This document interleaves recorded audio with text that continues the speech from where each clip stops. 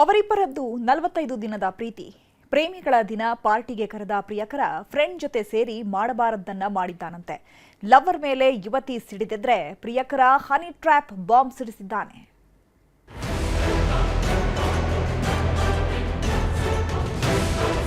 ಈಗೀಗ ಪ್ರೀತಿ ಪ್ರೇಮದ ಡೆಫಿನೇಷನ್ನೇ ಬದಲಾಗಿ ಹೋಗಿದೆ.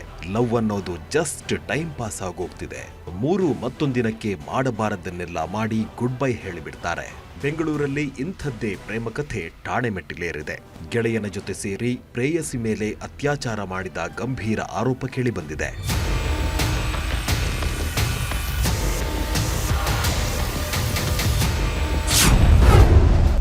ಫ್ರೆಂಡ್ ಜೊತೆ ಸೇರಿ ಪ್ರೇಯಸಿ ಮೇಲೆ ಅತ್ಯಾಚಾರ. ಪ್ರೇಮಿಗಳ ದಿನವೇ ಕೃತ್ಯ, ವಿದ್ಯಾರ್ಥಿನಿ ಆರೋಪ. ಇದು ನವರಂಗಿ ದುನಿಯಾ.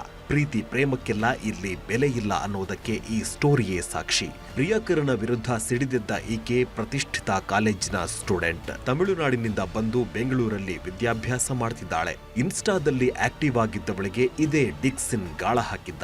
ಲೈಕ್, ಕಾಮೆಂಟ್, ಮೆಸೇಜ್ ಅಂತ ಇಬ್ಬರು ಪರಿಚಯ ಆಗಿದ್ದಾರೆ. ಪರಿಚಯ ಪ್ರೀತಿಗೂ ತಿರುಗಿತ್ತು. ಚಿನ್ನು ಮುದ್ದು ಅಂತ ಆನ್ಲೈನ್ನಲ್ಲೇ ಮುದ್ದಾಡ್ತಿದ್ದವರು ಲವರ್ಸ್ ಡೇಗೆ ಪಾರ್ಟಿ ಮಾಡೋದಕ್ಕೆ ಪ್ಲಾನ್ ಮಾಡಿದ್ದಾರೆ.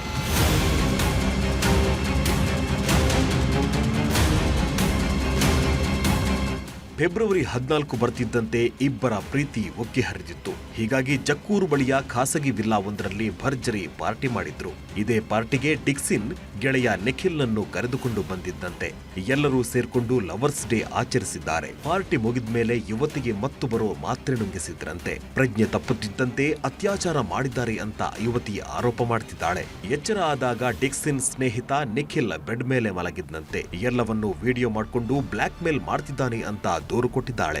Assaulted on 15th Feb actually in the morning by Dixon and Nikhil, and I didn't complain before because they are big people and they have big people behind them, and they harassed me. They threatened me by saying that, you know, we are MLA, we are MPs, we are member of parliament, you can't do anything, we'll do this, we'll do that, we'll ruin your life.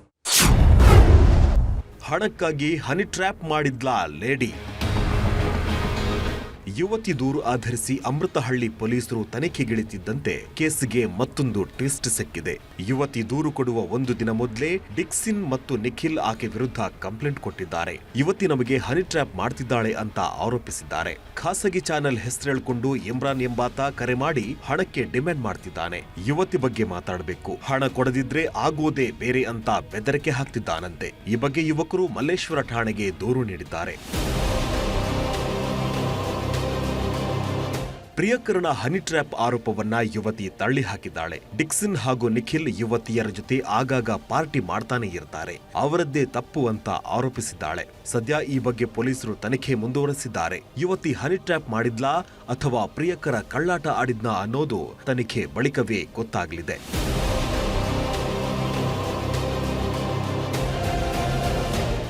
Madesh, crime bureau, news 18 Kannada, Bengaluru.